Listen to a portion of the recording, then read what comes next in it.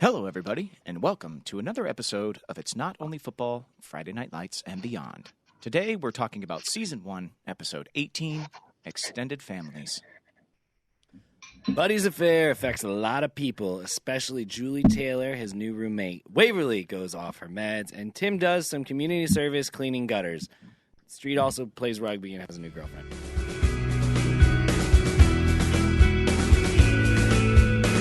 Hello, everybody, and welcome to yet another Thursday morning, bright and early, because I'm sure that's when you're listening to this. As soon as you get up in the morning, the first thing you do is crack open a podcast app and listen to It's Not Only Football. Well, while you're because there, if you subscribe, it downloads automatically. Yeah. So you should do that so you don't have to use your fingers any more than you And it have says to, you know? new episode, and you say, yeah, play that shit. There you go. And today's episode, Extended Families. I loved this episode. It was written by Carrie Aaron, who also wrote Who's Your Daddy, which I didn't say creepily there. I'm proud of you. Hey, look at that. Yeah, that was good. Who's Your That was- Daddy? no. No. Sorry. It was normal for a moment. Also Yeah. wrote What to Seemed Do to. While You're Waiting. If you remember, Carrie Aaron went on to create The Morning Show, wrote on Parenthood for a while. With May. Yes. It was directed by Charles Stone. He was a film director primarily before he directed this episode. He directed a little movie called Drumline with Nick Cannon. Whoa. Love Drumline. Love Nick Cannon. How about a little Mr. 3000? And before that, did a ton of music videos for The Roots, for a Tribe Called Quest. I mean, Damn. pretty dope. Best hip-hop group of all time. Pretty dope. Went on to do a lot of Blackish, Youngish, and other things. So this episode is not only football, because none of this show is only football. And if this episode is not only football for me, I would say this episode was babysitting. Babysitting. It doesn't matter if it's Riggins babysitting his new next door neighbor, if it's maybe the Taylor family babysitting a giant baby and Buddy Garrity, or even someone like Tyra having to babysit her own mother for a good portion of the episode. If it's not only football for you, though, Zach, what was it? Why you gotta come to me? Why you gotta, Because Bro. you're here in studio with me. No, I'll May's be eating honest. a sweet I'll potato say right it. now for everybody Yeah. who's I'm eating a audio sweet potato only. and I'm really sick, so don't think that I'm not there because I don't want to see them in person or anything like that. That's No, obviously it's just not what because it she wants is. to. I think for me, I really like this episode, and weirdly, first of all, I just want to put it out Oh, there. boy. I love football. I'm a big football fan. Go Bears. But if it's not only football, for me, it's not football. Like this episode, I know there was a game at the beginning, but it was like so not about football. It was about interpersonal relationships and stuff. And I found myself, I literally at the end wrote in my notes, which May can't read over my shoulder, this is unlike any other episode. Like it's just feels different, and I really enjoyed it. Yeah, I guess the specter So basically, of, you're like, saying it's not only football. It's not only football. It's not only football. It's about it not being only football. That's exactly what That's he just exactly did. right. It's That is such a Zach Guilford move. I love it. It's an enigma wrapped If it's inside not of only a football, conundrum. it's the fact that it's not only football for Zach. Okay, moving on. May, if it's not only football, what is it for you? Why do we need to put Okay, labels on things? I mean, can't it just be? Labels are for grocery stores. It was for me, I think, about the sense of foreboding. I felt like it almost felt like standing on the edge of like a cliff and like feeling like I knew there were like these big changes happening and big things coming, like the stuff with Lyla and her sort of understanding where her relationship was going, and Tyra and with her mom and her future. It sort of felt like the future and the kind of the impending whatever changes everybody was going to be going through, you know? Yeah, I mean that is the name of the next episode is Changes. Oh yeah, huh? But this one, Scott looked impressed for a second there. I wish you guys could have seen it. Thank you. Moving on. all right. So Zach kind of said it. Look, there is a football game at the very beginning, and in the football game, you fire right into the episode late in the fourth quarter. You know, the Dillon Panthers are up 26-21. The Royal Rock Dragons are based on the Round Rock Dragons, just north of Austin. Shout out to Round Rock, home of actually Round Rock Donuts, which have. Do you remember when you lived in Austin? There's these orange donuts. They are Round Rock donuts. They are special donuts. They're orange because they're made with fresh eggs every single morning. They are not made by machine. They are made by hand. There's only like 500 of them made a day, and you cannot get them once they sell out. Like if they're done, they're done. Anyway, Round Rock Donuts, go there. The Royal Rock Dragons, based on Round Rock Dragons, they're down. RoundRockDonuts.com. That's it. It sounds like it was about your round. It sounds like if it wasn't football, it was about Round Rock Donuts for you, buddy. You could be right. That being said, Royal Rock, Hail Mary at the last second. And what I love about the game is that there's no stress. It's on Saracen's back. It's on Smash's back. It's on Riggins' back to come through. It is the defense, and we don't know anybody on the defense. So it's almost stress-free. The Hail Mary goes up. It's incomplete, falls to the ground. We all know if the Panthers would have thrown it, it would have been caught, touchdown, win the game. Nope. Nope. And that's it. The game's over. So what happens that night kind of sets up a bunch of our storylines for the entire thing. You have a massive, massive fight happening, this big fallout between Buddy and Pam. Downstairs, Lila's world is falling apart. You find out Lyla has a sister who you've never met before. Like, who is Tabby? Tabby is her sister. Buddy Jr. is there. What? Oh, the girl who's there. Yeah, that's her sister. When you said that, I was like, wait, they reveal that he has an illegitimate daughter somewhere? No. The girl who was there. Tabby. Yeah, no, Tabby. We've seen Tabby. There's just an unseen sister that's been just lurking around the Garrity household this entire series. Buddy Jr. We've heard about Buddy Jr. before, but Tabby was a surprise for me. BJ. Anyway, Lyla, is forced to throw on like a Bob the Builder DVD for her little brother and sister. Oh, I literally said, let's watch weird cartoons. Yeah. It was weird. It was obviously whatever they could get the licensing rights to. But then she calls Jason. Jason's partying up in Austin, of course, still at so insensitive. He doesn't know what's happening, really. I love Jason sucking in this. It is so fun to see you suck. Oh, I'm playing quad rugby. I can't deal with my fiance. We got to keep moving. Smash gets a phone call from Waverly. No, I know. I only want to do this because this is what I was looking forward to the whole time, because I knew that Scott was going to be so fuming the fact that Jason was being shitty, and we were going to be able to be like, Jason's being sucky. Oh, there's plenty of times that Jason is shitty. Where's your Captain America now? Stop. He's not being shitty right now. Somebody else gets a different type of call. Somebody He's else gets not being shitty. A house call as Waverly pulls a rig in, sneaks in through Smash's window, and is like, hey, let's go somewhere. And he's like, what are you doing? If my mom catches you here, she's going to kill me. Not you, kill me. And all of this is happening on the same night. You see that in Tyra's household, her mom is popped some sleeping pills, is having a hard time sleeping, needs to get to bed. There's a little party that happens. So there's a lot of stuff that happens at the nights of this episode. Where do we want to start, I guess? I don't know. I like the way you're going. I like this breeze through. Like, let's get down to business. Let's get down. That song? Let's get down to business. Yes. Look in the notes. Get down to business. I don't got enough time to. My whole point on this was, I'm so unsure what days of any time frame or what days of the week that things happen. Usually when you shoot a show, you look at the script or you look at the sides, and it's like, hey, this is, Tuesday evening, or this is Thursday morning, or this is, this night. There's none of that in the script. It's just nebulous, plucked out of nowhere kind of scenes. I think that happens a lot, though, where I've been on things and you're just like, when is this? Like, doesn't matter. It's just happening. Oh my God. On Good Girls, it was like a mess. We were constantly like, wait, but and we shot, during the pandemic, we had to shoot like 6 episodes at once. And it was so wait, but if he shot her on the Tuesday, then she'd be in the hospital by Friday. So when did the money laundering, and that's a show usually like with Parenthood or one of these shows, it's kind of like, I don't know, it's the afternoon, who knows? It doesn't really matter. But with that, it's like people's, hands are getting cut off and shit. And it's like, you kind of have to. Continuity. Kind of got to have the continuity. If a hand gets cut off on Tuesday, it needs to still be off on Thursday. It needs to be off on a Wednesday. Okay. Chekhov's gun.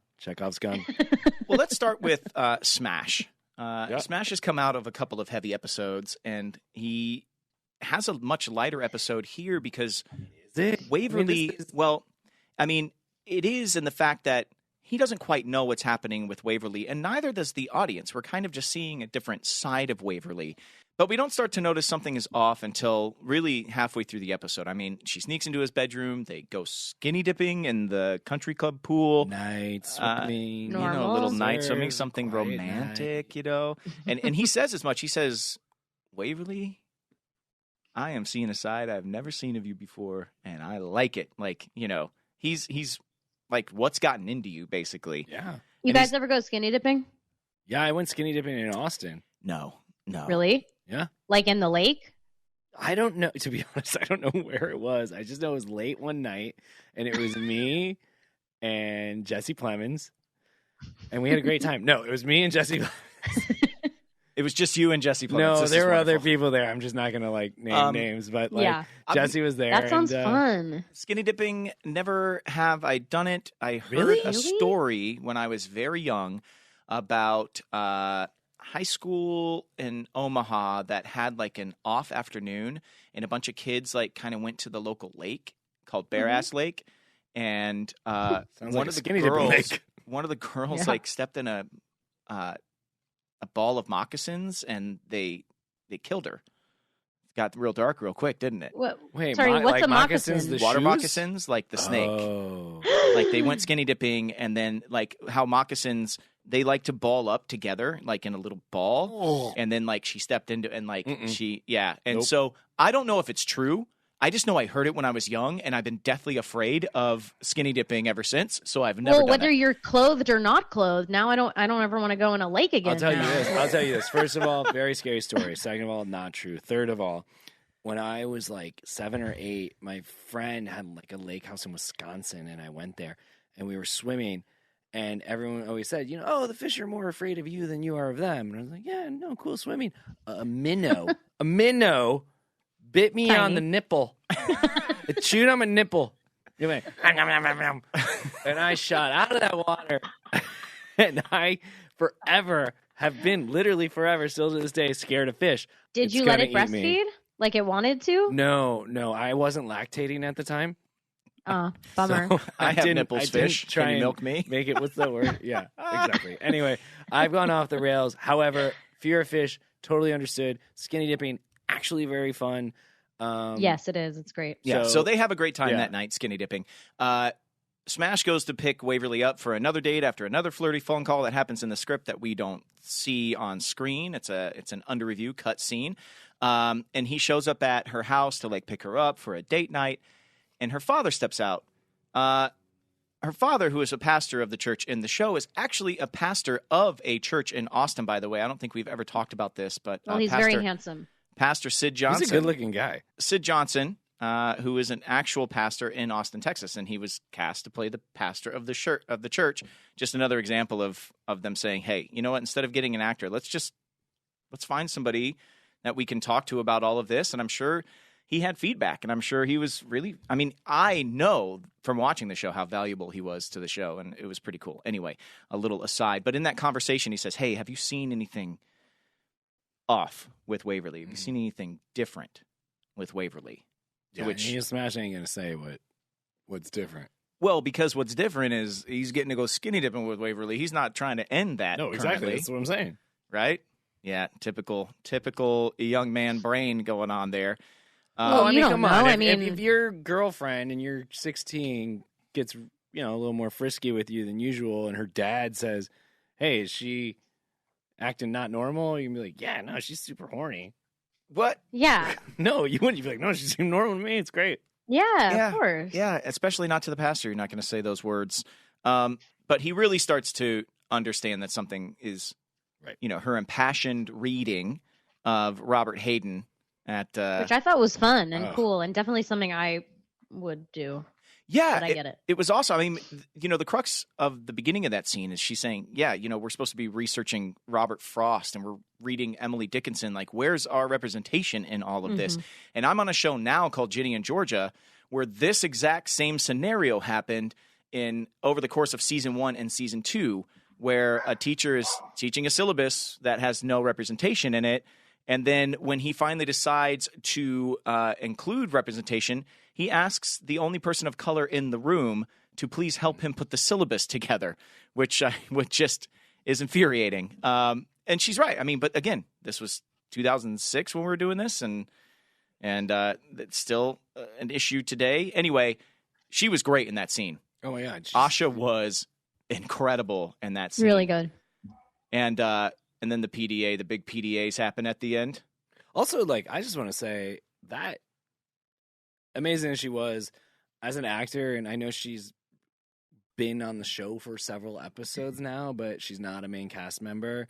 And to go there and be like, I got to do this thing. I got to do this performance, which is those scenes are uncomfortable when you're not just Totally. natural. They suck. You feel like you have so much egg on your face and you're like, I just got to go big, but that feels so ridiculous. And to do it when you're like, I'm kind of one of the new girls here. And the way she knocked it out of the park, just kudos to Asha, because Asha's the best. Yeah, I mean, it takes you back to like not fake.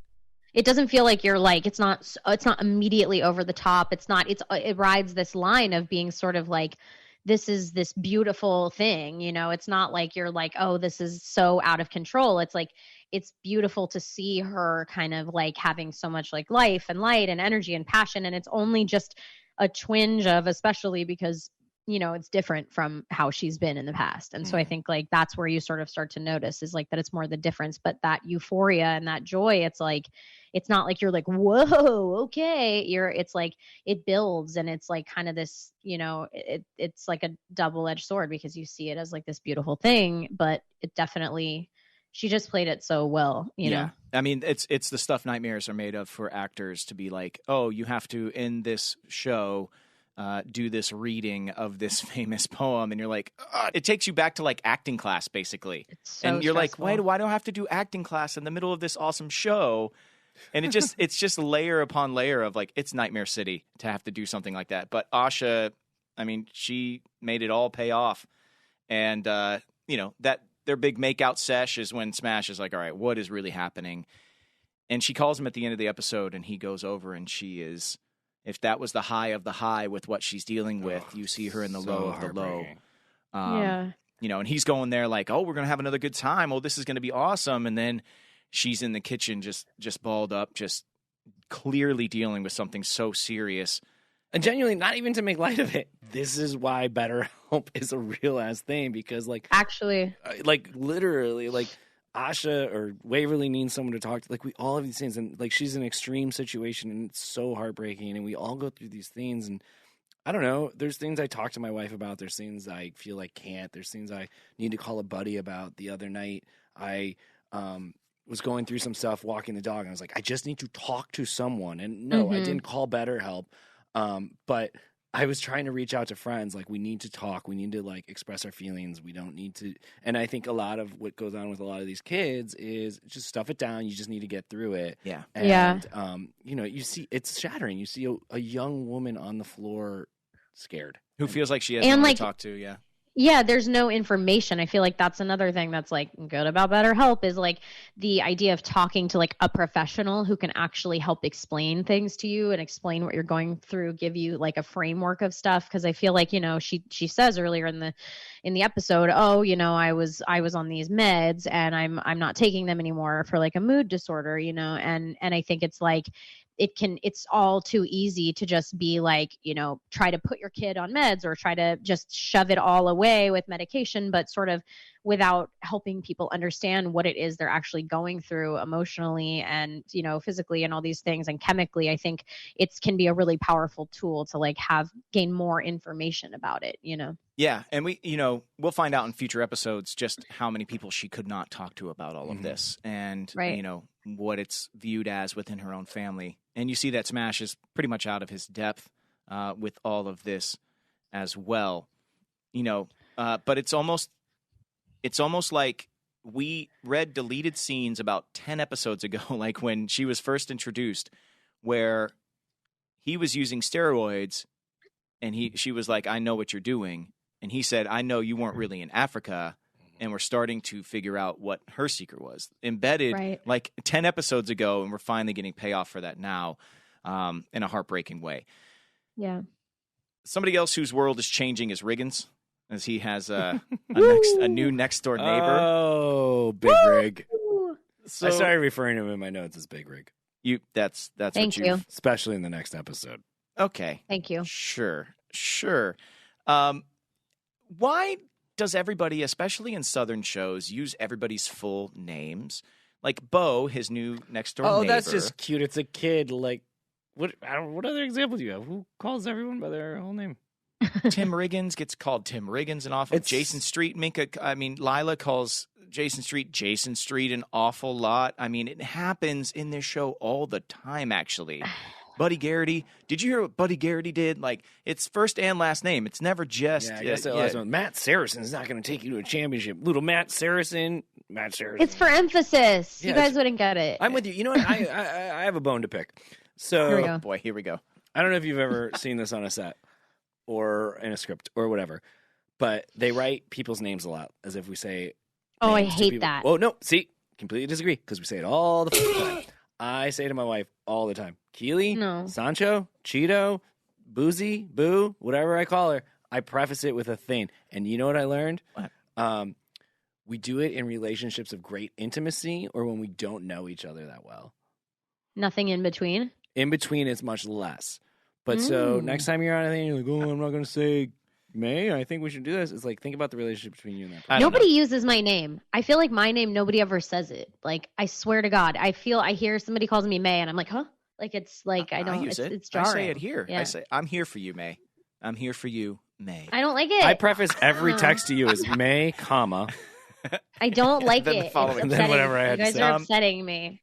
I just call my wife Babe. My wife just calls me Babe, and then our kids make fun of us, and they're like, hey, Babe, Babe, Babe. We just hear Babe all over the house all the time. Hey, guys, I just wanted to take a moment to talk to you about Liquid IV for a second. Now, listeners of the show may or may not have heard me talk about the fact I just had ankle surgery not too long ago, and I was off my feet completely for 2 weeks. And in the middle of the night, I would wake up with horrendous cramps in my calves.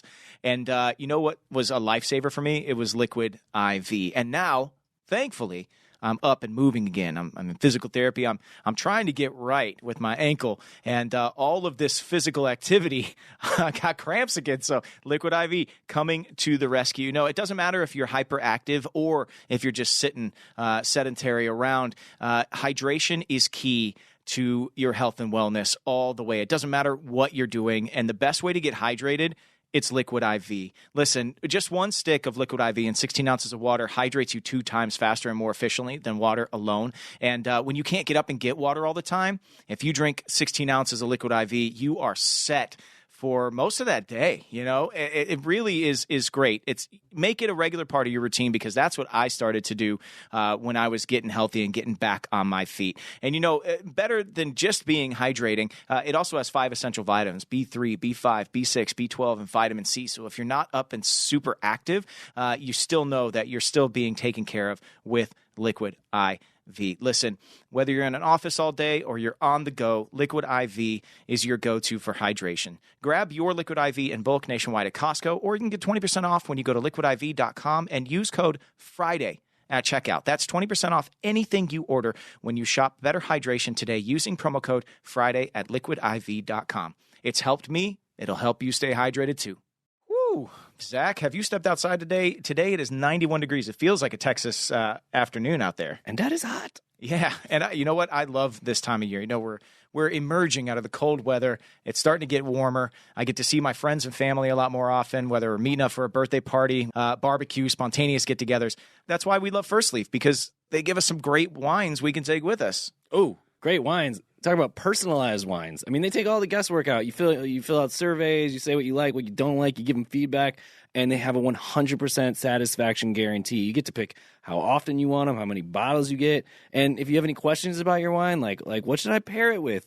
Their certified wine concierge team is there to offer advice, and they'll be like, pair this white wine with this fish or this red wine with this meat. First Leaf, they guarantee that what they're sending you're going to love. They have a 100% satisfaction guarantee, which is awesome. And because First Leaf cuts out the middleman and works directly with some of the world's most foremost wine producers, you are assured to get quality wines at prices much lower than you would be paying at the store. So, I love sharing great wine with my friends and family, and I know that you, our listeners, will too. So, give First Leaf a try. Head over to tryfirstleaf.com/FridayFootball to sign up and save 50% on your first 6 bottles plus free shipping. That's tryfirstleaf.com/FridayFootball to save 50% on your first 6 bottles plus free shipping. Tryfirstleaf.com/FridayFootball. Anyway, we meet Bo, okay? Played by Jay Head, who is now 28 years old, which makes me feel very old. Anyway, Oh my God. Riggins is out. We Maybe it's a looked up- do we Saturday know what morning. he's Maybe doing? it's a Sunday morning. Maybe it's a Tuesday He's morning. great, by the way. He's working on his So truck. good. Oh, he is so good. He's And adorable. And I am allowed to say if a child actor is good or bad because I was the child actor and I hereby deem that child actor good.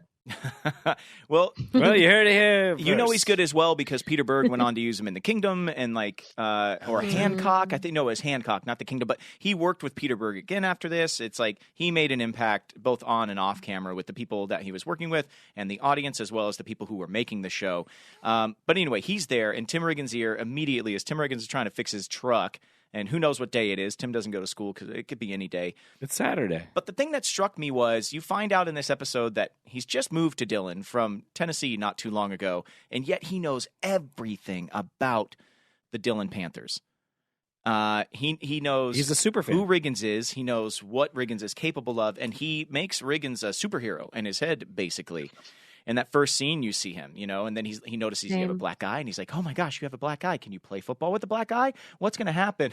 And Riggins' response is, "Yeah, I'm going to need you to shut up because I have a massive hangover." And he's like, "Oh, okay." But like, how does he know so much about the team?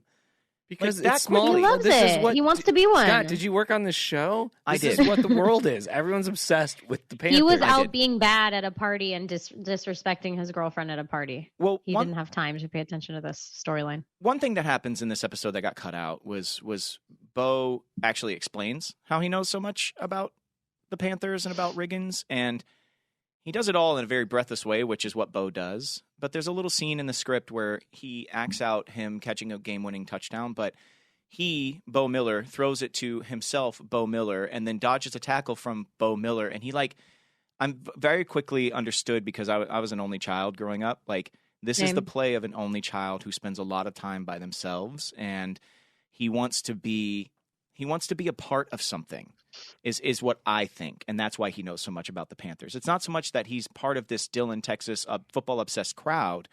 It's more that he wants to be a part of something and feel like he's more than just himself on his own all the time. Anyway, Man, that was like a book drop. Like instead of a mic drop, because it's book club, you just dropped a book.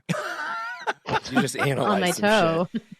But I'm like, I Riggins- don't know. It's a kid. He likes football, whatever. But Riggins proves himself to be a pretty cool babysitter. Teaches him how to throw a football. Oh my God, Yeah, he's the great. best. I My mean, we're gonna ovaries get were into this. aching. We don't need to lean into this too much because we're going to get real into it in the next episode. Okay, but I'm allowed to say this is where it really starts to get sexy, and everybody's like, "Oh, why do you even like Riggins?" And I'm like, "Just go watch how he is with children, you stupid little people, because this man is so good with children, and there is nothing hotter than someone who is good with children." I'm sorry, that's the end. Yeah, I don't know. It was just really cool to see who Riggins is through Bo, because Riggins is not trying to put on airs. He's not defending himself. He's not on his back foot all the time like he normally is. He can actually just like be a kid, which is a theme in this show that we always try. And he teaches him how to throw a football. The next door neighbor woman, her name is Jackie.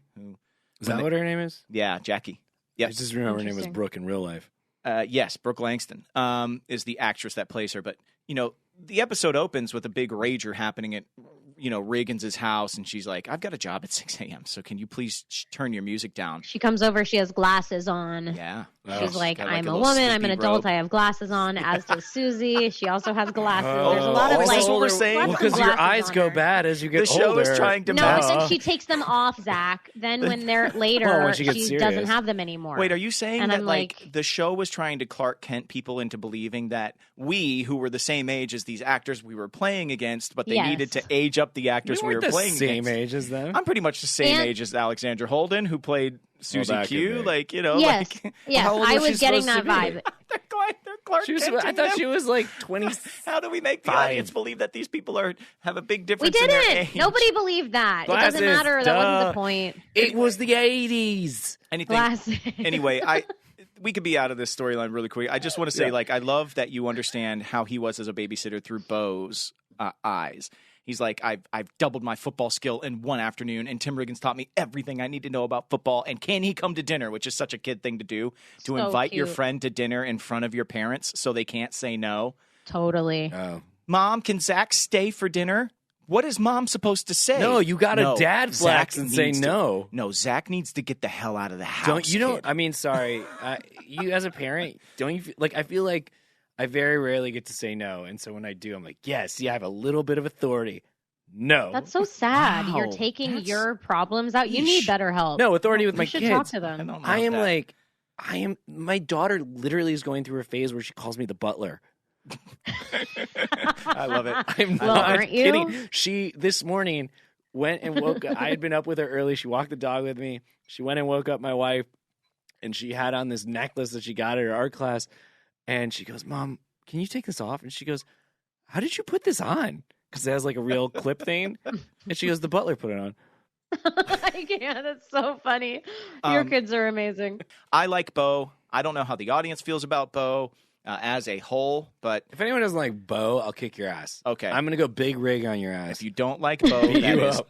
porch. And Yeah, that's Stop some trying to porch. assert your authority everywhere. We get it. Yeah, you no, can say you- no to your you kids. can't butler. stay for dinner. The Go butler's home. going to come and get you in your sleep if you don't Go like home. Bo. So watch out. somebody else who is crashing dinner but is not wanted in this episode is, Oh, God. well, it's the fallout of Buddy and Angela's affair. Buddy gets kicked out of his own home by Pam, which he damn well should be. Bye, kicked bitch. But what does he do? He goes to the Taylor household. And he sits there, and I love they're driving up, and they're like, oh, my God, there's something on our doorstep. Oh, my God, it's moving. And it's like, it happens to be Buddy. But it reminded me of how in high school once there was a guy who liked me, and my parents were driving home once, and they saw like what looked like a large dead person like slumped over on their door in the rain and like in like a jacket, and they were so scared, and they went up to it, and it was like a giant Patrick from SpongeBob SquarePants wearing like a raincoat that he like left on my front doorstep, and it was like all soggy and stuff from the rain, and they thought it was a dead person. But anyway, it reminded me of that. I love that they were like, Wait, there's was he okay? something on our doorstep. Was the Patrick okay? Yeah. It dried out. Yeah. Who's Patrick? Patrick from SpongeBob SquarePants. It was a The stuffed starfish, animal. the giant starfish. Oh, I don't watch SpongeBob. I'm Okay. an adult. Moving on. So, yes, I love that Tammy actually calls him a lump. What is that lump on our porch? Oh, my God, that lump is Buddy Garrity. Again, full name. He gets up looking like John Candy out of Planes, Trains, and Automobiles. He's got like classic. like an old trench coat on. You're like, what the hell is this? And before they get out of the car, Tammy turns to Coach and is like, please make him go away. But the first under review I'm going to throw out for this episode is, I wish they would have kept it in, is Buddy's greeting to them is, we're going to the semis. Because obviously this is Friday night, the same night as the football game. Yep, everything happens on Friday night. And Coach is like, Dude, you the could've show just... is called Friday Night Lights. You're right. And we were on Wednesday, which was so smart. But anyway, he's like, hey, Pam kicked me out. She'll get over it, which he says 1,000 times this episode, which is crazy to me. Ugh, dude. He says, you know how women get about these things. I cannot. And at least they cut to Tammy being like, Jesus Christ. Yeah, she does like that little southern laugh where it's like, I want to kill you, like- but I'm just going to politely laugh right here. And he goes, look, I figure if I spend a couple of nights on your couch, it'll give her a chance to cool down. And this got cut. Coach is like, our couch? Yeah. And then Tammy says, our couch is not very comfortable. And Buddy's like, what? Aren't you sweet to worry about me? Where would I be without friends like you? I can make any couch work. Trust me, I've made plenty of them work in the past. Don't you worry. And then he opens the door and goes in, and Coach follows him. And then he comes back as Tammy is just jaw on the floor outside and goes, well, aren't you going to join us inside? We got a lot to talk about tonight. And she's just like left standing out there. I wish it would have been in the episode. I think they probably had to cut it for time, but it was very funny to me. I missed that joke. I missed that joke a lot. Anyway. So there's he basically moves in a lot of awkward things. Julie It's walks really- in on it's him bad. shaving. Yeah, Julie walks in on him. Julie walks in on him in the back. First of all, lock your bathroom door if you're going to be in there like a disgusting Well, little some houses have no locks. nude older man. Some doors have no locks. Okay, but then I mean, the doorbell doesn't figure work on something this out, house, bro. so Yeah. doorbell doesn't work. Maybe the locks. Look, don't work. I'm not a Buddy defender. But yeah, how Far from scared it. are you? If Clearly you're not you are. If you're not expecting a Buddy Garrity in your house, to walk in on a Buddy Garrity in your bathroom, like what level of horror film are we? Is it like Exorcist, full on Exorcist situation? They should have gone in and like talked to Julie about this. I mean, it's kind of a pretty inappropriate thing to do, to have this like man who doesn't have the best sexual track record in your home, using your bathroom without even consulting your 15-year-old. Wasn't she in bed? How about a little warning? He was there? Leave a note. No, she wakes up and he's in there. Leave a note? Yes, Okay. slide a note under her door and be like, hey, we need to talk. Something happened. Buddy is here. Don't come out in a bra. Yeah. Fair enough. Okay, far be it for me. It's not only football. Friday Night Lights and Beyond is brought to you by Progressive Insurance.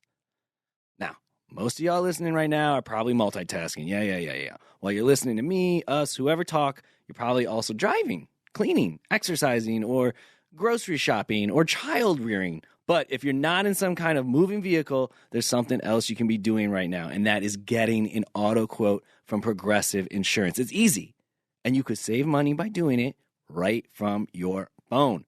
Drivers who save by switching to Progressive save nearly $700 on average, and auto customers qualify for an average of 7 discounts. Discounts for having multiple vehicles on your policy, being a homeowner, and even more. So, just like your favorite podcast, probably this one, Progressive will be with you 24/7. 365 days a year, so you're protected no matter what. Multitask right now. Quote your car insurance at Progressive.com to join the over 29 million drivers who trust Progressive. Progressive Casualty Insurance Company and affiliates. National average 12-month savings of $698 by new customers surveyed who saved with Progressive between June 2021 and May 2022. Potential savings will vary. Discounts not available in all states and situations. The Taylor family is juggling some things, keeping some secrets, especially now they have Buddy in the house. Coach has just got an offer possibly for a little coaching position at a place called TMU in Austin. But what school is that based on? It's actually not based on anything because they talk about UT in the show. So TMU, I don't know what. Texas Methodist University. You think it's how SMU? far are they from Austin? Like how far of a drive? Couple of hours. I think it's like a 3-hour drive. I think Lyla says he pulls out of the air. No, did they say that? Lyla says I drove 200 miles to see you, and all I get is a hi. Which we'll talk about. Let's Jason. get into that quick. Hold on. I just want to get through this Coach Buddy stuff real quick. I'm saying let's get through it. And I love that fun stuff. Buddy, there's another cut scene where Buddy's up in the middle of the night just feeding himself a dinner out of the fridge, and Coach just hears him like a raccoon in the kitchen. It's like, what is going on? Like, please, Buddy, go to sleep. And he's gotten into Coach's tape closet. He ends up doing some little Magnum PI situation at the end, like where he uses a pencil that was cool. I like that. To figure out where Coach's secret meetings are happening. He's the worst house guest ever. It's like, of course. I always feel like my mother-in-law, I love her to death, but she's going to go through every drawer. She's going to find her sex toys, like all of it. That's and hilarious. It's going to be so awkward. And like Buddy Garrity is finding. Yeah. He's doing Magnum PI. In another cut scene that I love, Buddy actually comes home from the grocery store with 3 bags of groceries and sets them down on the kitchen counter. And Tammy's like, oh, my gosh, Buddy, you went shopping. You didn't have to do that. And he's like, well, what else could I do? You guys are being so polite. He's like, oh, I got lots of good stuff in here, too, like pork chops. I got some pork chops in here. I'm not much of a good cook, though. So, and that's that's why when you see Coach come in and he's like, hello, and Buddy's sitting there watching game tape, Connie says, yeah, I'm in the kitchen making pork chops. Like there was a whole scene prior to that was cut with when he comes home with the little, he is the worst. He's just so inconsiderate, like all around at all times. He's so selfish. He's a child. He's a big little baby. He's the worst. The pork chops cracked me up all episode, though. He offers Julie one. She says, no, I don't. I don't eat dead pig. I don't eat dead pig. And he goes, I don't either. You don't know what you're missing. It is the other white meat. Which was, does anybody know what that reference is? Yeah, I do. I actually I used that reference like recently in my own household. Just to let everybody know, it's not white meat. It is red meat. Is it? Yeah, it's not white meat. It just turns white when you cook it a certain way. But what's the definition?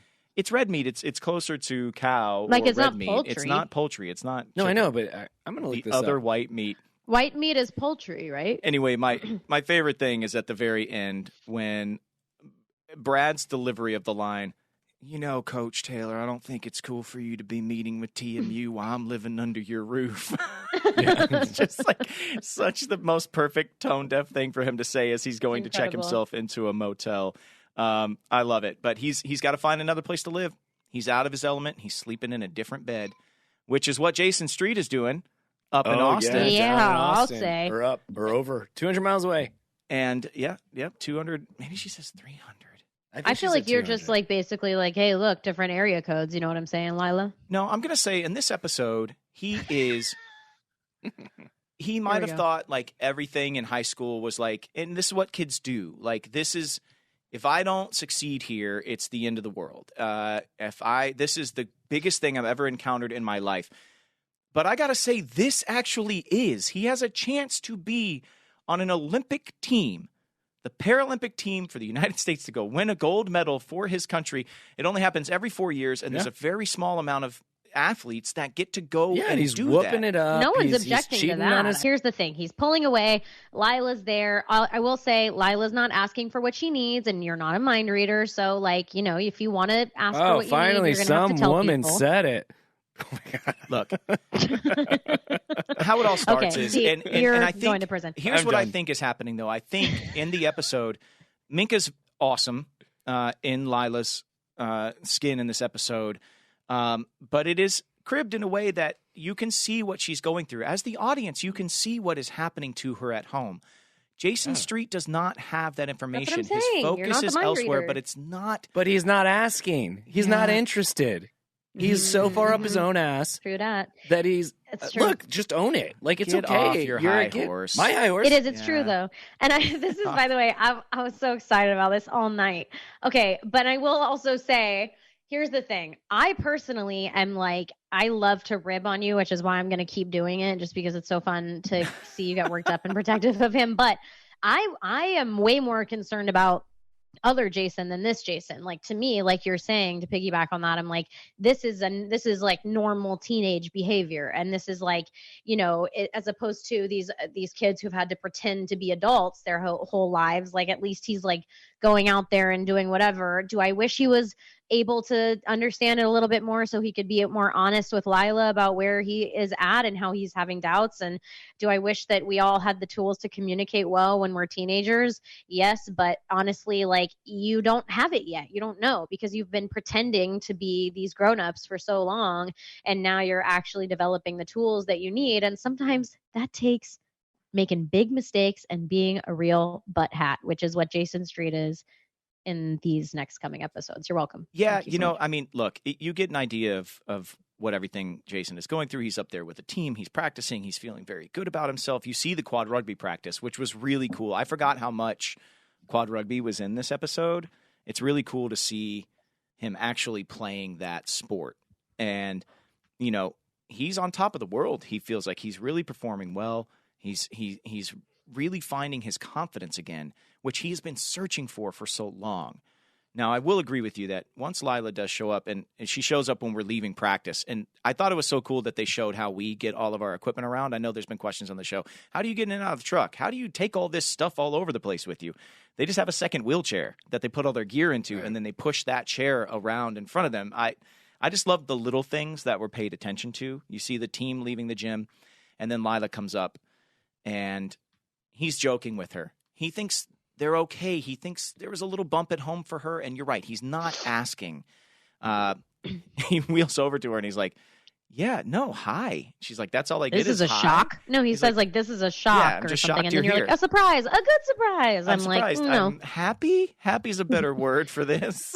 it's terrible. Yeah, He's no, just it's- in a different place. Yeah, I drove 200 miles and all I get is high.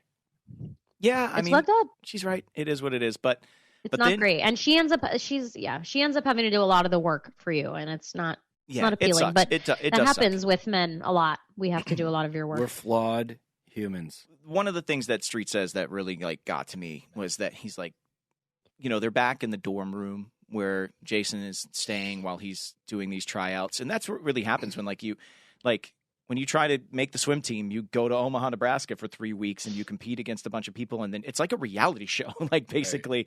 And that's what's happening here is like Jason feels like he's so disconnected from Dylan and from Lyla and from everything because he's basically on like a reality show up here with a bunch of other guys like him and a bunch of other people who understand him. And he's just in a different place. And you're right. Lyla has to do a lot of work, and it's not cool. Jason even says, you know, don't you think your mom's going to get over it? I know. And Don't get me started about that. But it's a prevailing line of thought because not until the next episode do we find out really how deep this goes with Buddy. But a lot of people are kind of saying the same thing. Will Pam, like expecting Pam to like maybe finally forgive him? And I even say, there's no weakness in forgiveness. I know. I was like, Jason. Well, there's nothing wrong with that. But As a fine thing. There is no weakness in forgiveness. Yeah. But the point is, like, look, when there's a betrayal, there's 3 ways you can go. Yeah. You can. Well, there's probably more ways. You can. Gotta be lots. You can just split the up. You Right. can stay together and hate each other forever, or Right. you can grow from it and learn things about each other and become like a bigger thing. So I'm Totally, just saying, but you like, both there's have no to be weakness willing in to do forgiveness. It's that. not a gross thing to say. No, it's not. No one's saying, well, is Buddy taking accountability? Well, Yeah. does he understand the mistakes? What is she? And what's there's none He's of doing that. nothing It's to a be very forgiven. blow-offy Yeah. situation of Pam and her feelings. It's sort of like, just, come on, boys will be boys. It's that. Yeah, I don't think Street is doing that. I think he's honestly asking, like, do you think your family's going to stay together? He's trying to figure out how serious everything is. And with their history, the weakness and forgiveness line is something that Lyla and him have already explored for themselves, right? With everything, her actions and their He's projecting. reuniting and everything. He's young. I mean, that's what he knows of right now. But then she sees his tattoo, and her reaction is equally like, she's like, "What the hell? Like you are messed up like, for ew. life now." I was like, "Whoa!" Like that is. She really hates It's that hideous. tattoo. Well, it's not that you're messed up for life. It's that what the hell is going? Like you're getting tattoos. You didn't even tell. Yeah. Like we're engaged, and you didn't even tell me you got a tattoo. Not only did you get a tattoo, you got a huge, ugly, trite ass tattoo in Sanskrit. Oh, thank God it's not a Chinese character. I don't know. It says But- peace, and it really brings a lot of peace. Why don't you to just say Jason. peace? Why don't you just say peace? Because Sanskrit has nothing. to It brought do with peace you. to me too because I had to get that thing put on me every single day I went to work. I would. That does They have a suck. little That's why you got to get a application, tramp stamp. and Oh, they would man. shave my. I have a lot of arm hair. I have a lot- Acting's hard. And they would shave my arm hair, and then they would apply the tattoo, and then I try to leave it on for days, but that thing it wouldn't stay. No, it gets sticky. So I You just got to have get like a something little, that's like a little 20-minute well, chill time, and I Pete- would have some peace of my own. Pete asked you, "Would you get a tattoo?" And you said, "No, I'll get a I know, fake I one. said and I'll I deal with would. this." Well, why didn't you just go get a Sanskrit tattoo that said peace? Because Because it's lame it's a as lame ass hell. tattoo. Jesus, It's offensive and Okay. lame and strange and terrible. And also, I have to say, this is one of my favorite scenes that I've seen in a long time on this show. Is the way that Minka played it, I thought was so good. Where she goes to this party and they're drinking, and she kind of is discovering all these things. It's the tattoo, it's the watching him party, it's and then the older lady with the glasses comes in and is like, "Yeah, can you believe I gave you that Sanskrit Susie. tattoo?" And she's like, "What the is going on?" And basically, I think, and then of course she says, "I'm his fiance," and it's evident that Jason is not telling people that he has a fiance, which is fucked up.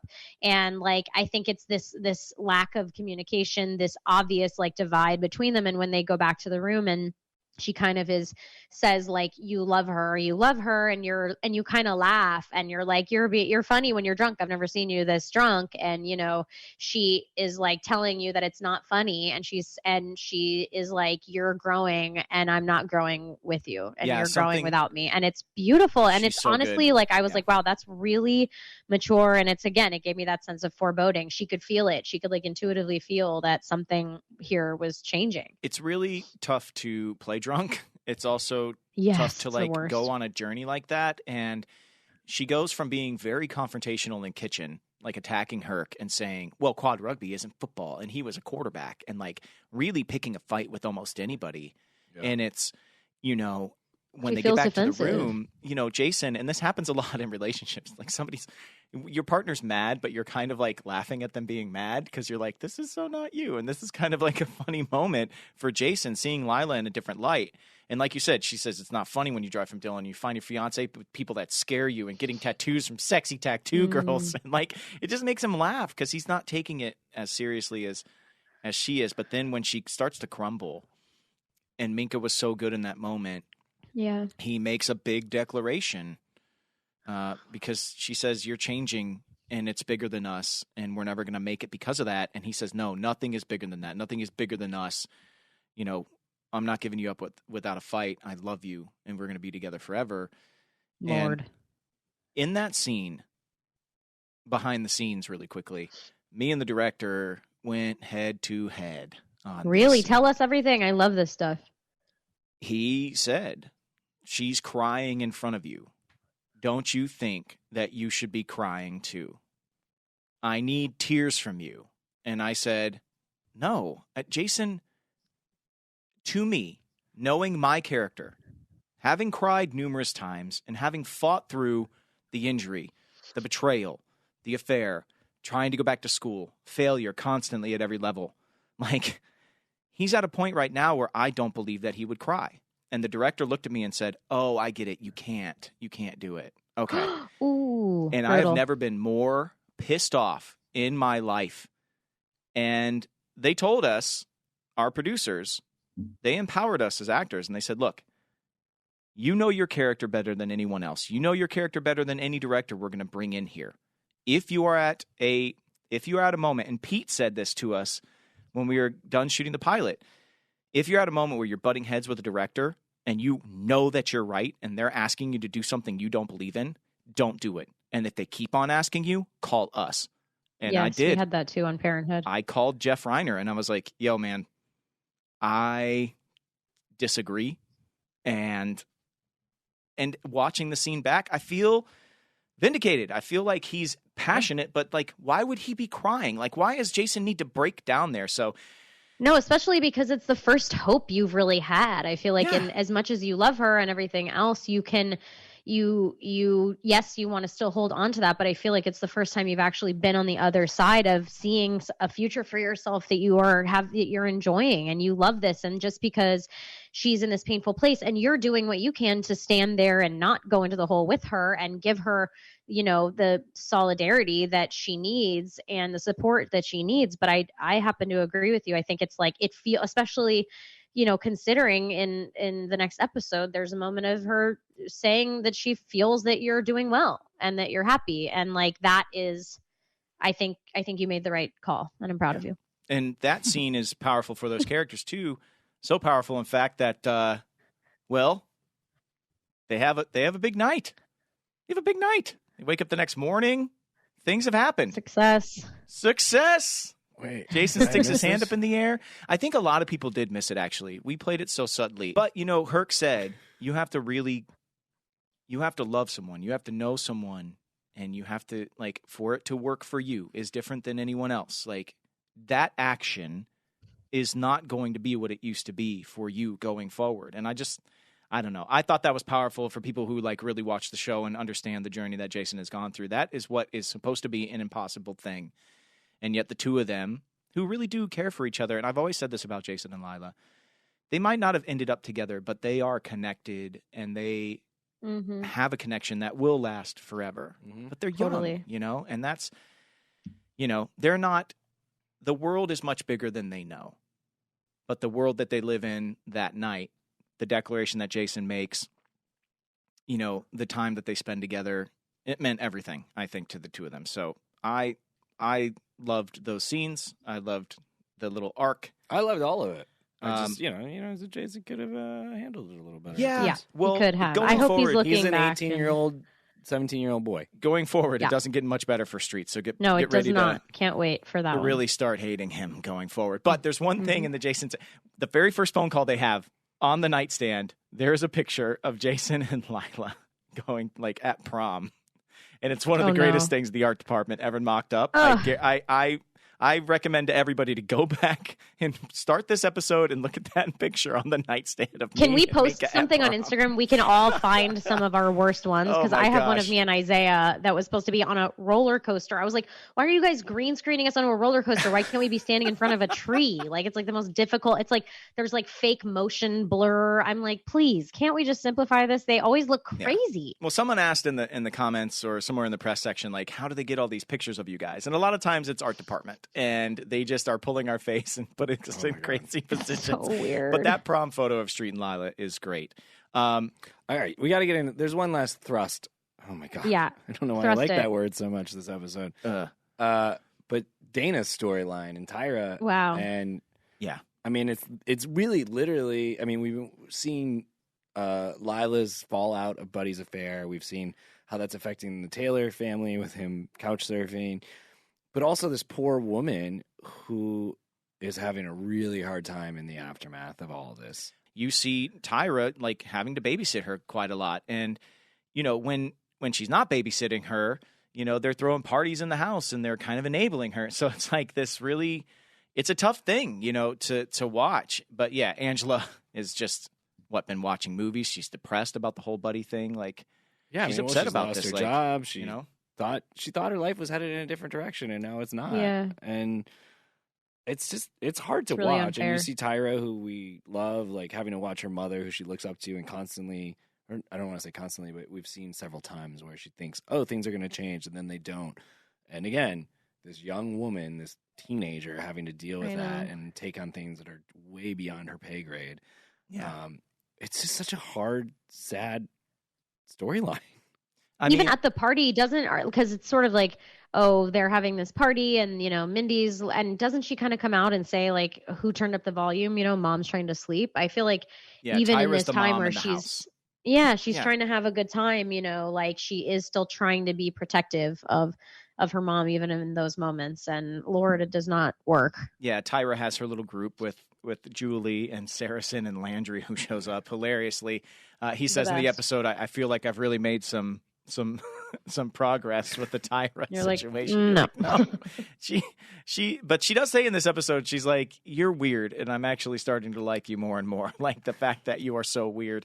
Foreboding. But yeah, Angela comes out. They're throwing this big rager. Mindy and all of her stripper friends are having a party while mom's trying to sleep. And you're right, like Tyra's trying to play mom again, and Angela comes out and then sits through a glass table and ends up having to go to the ER, which doesn't do anything good for you and Julie's relationship, because Julie has to call her mom and be like, can we have an actual parent here, an actual adult here to help? And of course, Julie has told Tyra that let it slip that she's forbidden, or the exact words, from hanging out with her. And of course, that really hurts Tyra's feelings, as it should.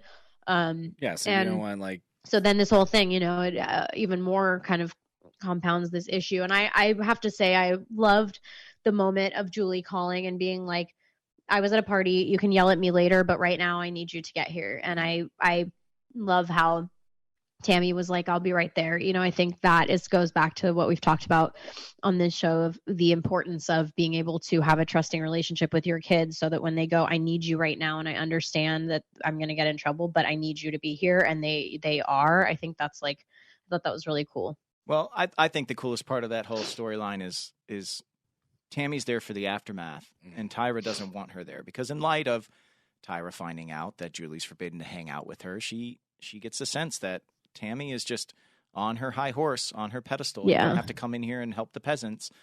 And no one is better on this show than Connie of delivering dual perspectives while proving both of them to be right. Mm-hmm. She says, look, I am Julie's mother, and I thought I'd be ready for all of this, and I thought I would be able to handle it, and I'm not doing that in the best way possible, but I need to keep her safe. But at the same time, you know, I need to trust her, and I am sorry, and I see where you're coming from. And she stays there and helps her clean the house. But like, it's dual perspectives, but one person's presenting both of these like dueling perspectives, and you just it starts this beautiful like kind of friendship between Tammy and Tyra. That she calls her Mrs. T. Yeah, thank you. I like Tyra not letting her off the hook at first, though. Tyra being like, you know what? No, thank you. I see the hypocrisy in this. You know, I once again just makes me think Tyra's so cool. Yeah, Tyra's always been cool, but Tammy's pretty damn cool as well. And that's really it for almost everything in the episode. Does anybody have any quick overtime stuff? I know I do have a quick one. Go. Sitting through a glass table like Angela did, not fun. I had a table when I was growing up. It was half wood and half glass. And I didn't know that my mom had decided to rearrange the room. And I walked in, and I was reading a book, and I sat down on the table on the side where the wood should be, but it was glass. And it shattered underneath me. and it stabbed me so far in the ass cheek. I have a scar about 3.5 inches long where a pane of glass just like stabbed me. It stabbed through shorts and through underwear so deep that I was like picking thread out of this wound for like picking underwear thread out of this ass wound for like. Did it really hurt like so much? Yes, and I was embarrassed and I was in shock and I was bleeding. It hurt. It hurt. It didn't go in my ass. It went in the cheek. Yeah, right. We got it. It's okay. You didn't take a glass shard up the ass. Anyway, we get it. Anyway, I have fallen through a glass table. It is not fun at all. Does anybody else have any overtime? I have one. Do you have one, Zach? You go while I make sure. I mean, I feel like we literally talked about every scene in this episode. We sure did. We do have one question from the press box. Amy Cush said, since you are a rewatch podcast, what show would you want to listen to a rewatch pod for? I'll go first. I want to know what the hell is going on Lost. I want all the ins and outs on Lost. Oh, well, my wife was on Lost. I know, but I have some ins and outs. Okay. But you want to know, though, like that's 4 episodes, right? She was in like 4 episodes? No, she did I don't know, but like, I know some of the drama of behind the scenes, but what was actually happening? Yeah. I don't think anyone knew. No. That's what I want to know. I want to explore weird? that. Let's do it. Anyway, this is weird. Rewatch pod. What would you want to watch? Zach, what would you want to listen to? Oh man, that is actually a really hard question. May, have you figured yours out yet? It's Frasier. It's Frasier. Can the camera cut? It's Frasier. For those watching, can the camera just be on me for a second? It's Frasier. It's Frasier. This is what I deal with. It's Frasier. Oh baby, day, I hear the blues are calling. Mine would be I Love Lucy. I Love Lucy.